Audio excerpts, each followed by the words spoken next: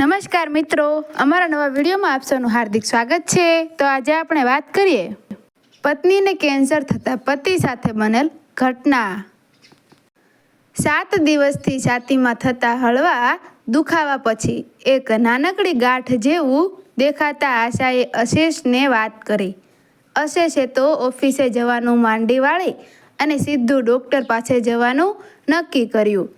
ડૉક્ટરે જોઈ અને કહ્યું કે ખાસ તકલીફ જેવું તો લાગતું નથી, ચરબીની ગાંઠ લાગે છે, છતાં પણ એક MRI કરાવી લઈએ, આપણા મનમાં કોઈ શંકા ન રહે અને યોગ્ય ઉપચાર થઈ શકે। અશેષે તો તરત જ આશાનો MRI કઢાવી લીધો। બીજા દિવસે અશેષને ઓફિસમાં વિદેશથી આવેલી પાર્ટી સાથે મીટિંગ હતી। આશાએ કહ્યું કે હું રિપોર્ટ લઈ અને ડૉક્ટરને બતાવી આવીશ। રિપોર્ટ વાંચીને ડૉક્ટરે કહ્યું, બહુ જ નાની કેન્સરની ગાંઠ લાગે છે, જરા પણ ગભરાવવાની જરૂર નથી। 3 થી 4 કેમોથેરાપીમાં રોગ જડમૂળથી જતો રહેશે। 5 થી 6 મહિનામાં તો તમે અત્યાર કરતાં પણ વધુ સ્વસ્થ થઈ જશો।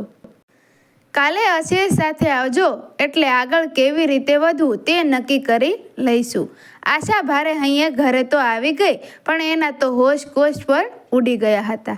એ સમજતી હતી કે ડૉક્ટરે માત્ર મન મનાવવા આશ્વાસન આપ્યું છે, કદાચ સારું થઈ જાય તો પણ એકાદ વર્ષ તો એણે યાતના ભોગવવી જ પડશે। કેન્સર એટલે કેન્સર, ક્યાંક વાંચેલું એ વાક્ય એના મનમાં સતત ઘૂમરાવવા લાગ્યું। સાંજે અશેષ ઘરે આવશે ત્યારે એને આ સમાચાર કઈ રીતે જણાવવા એની ચિંતા એને થવા લાગી।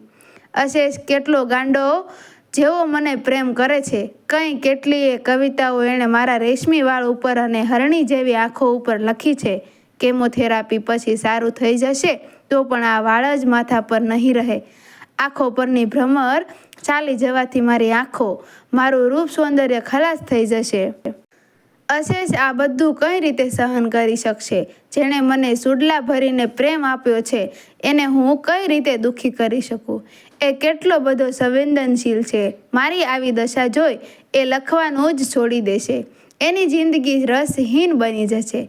ના ના, હજુ લગ્નને 4 જ વર્ષ થયા છે અને હજુ તો કોઈ સંતાન પણ નથી થયું, તો હું અશેષને બીજા લગ્ન કરવા સમજાવી લઈશ। ઈશ્વરની કૃપાથી કેમોથેરાપી પછી બચી જઈશ તો મારું પછીનું જીવન હું સેવાના કાર્યોમાં વિતાવીશ।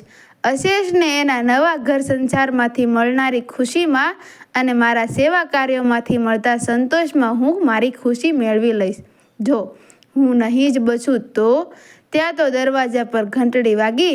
અશેષને ડૉક્ટર પાસેથી આશાને કેન્સરની ગાંઠ હોવાના સમાચાર મળી જ ગયા હોવા છતાં એણે ઘરમાં પ્રવેશતા જ પૂછ્યું, આશુ, રિપોર્ટ આવી ગયો ને? બધું નોર્મલ છે ને? તારો ફોન નહીં આવ્યો એટલે હું જલ્દી ઘરે આવી ગયો। આશાએ થોડી ગંભીરતાથી કહ્યું, અશેષ, બધું બરાબર નથી, મને કેન્સરનું નિદાન થયું છે।